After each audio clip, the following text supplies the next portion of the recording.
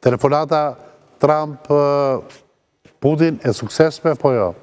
Unë mendoj që është suksesme, qëllimi i telefonatës nuk ka qenë vetëm Ukraina, pa ka qenë lindja e mesme dhe Irani, parësi Amerika e ka të qartë që nuk mund të hyjë në luftë me Iranin pa një miratim të Rusisë. Prandaj unë e quaj suksesme për Trumpin. Pyetja e dytë, sot gjithmonë më tepër Trump e ngriti nivelin e bashkëbisedimit me Moskën në nivel partneriteti, apo? Pra kemi dy superfuqi të deklaruara. Po këtë e kanë deklaruar që në ardhen në pushtet, pra që në konferencën e Muniut e kanë deklaruar botën multipolare, pra e kanë ngritur që aty, nuk është se... Jo, mirë.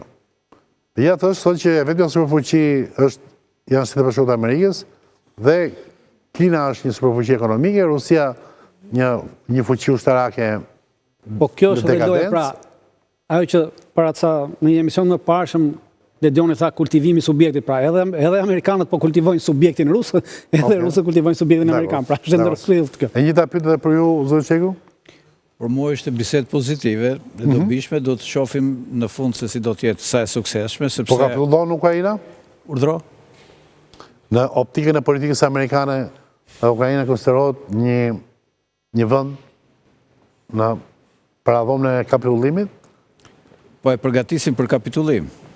Okej, Anita?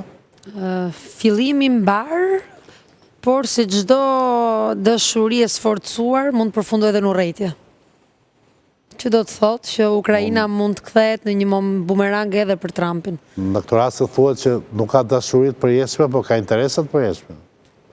Në rastin e Amerikës interesat ndryshojnë shumë shpejt. Fejesa Trump-Putin nuk është me dashuri, është interes. Pikërisht pra, prishet është me shkullësi, me interes. Isavi, për ta mbyllur? Mendoj që biseda ishte suksesshme për stilin se si rusët të bëjnë politikën e jashtme, por nuk besoj se ishte suksesshme për stilin se si Donald Trump dëshiron të bëjë politikën e jashtme. Pra, Donald Trump është nxitim dhe dëshiron një paqe. Dhe këtë gjë kanë si aset, si thuar, nëse do marrim atë shprehjen e Donald Trump me Zelenskin, pra kjo është një prej kartave që ka në dorë Putin. Pra, ana tjetër është nxitim.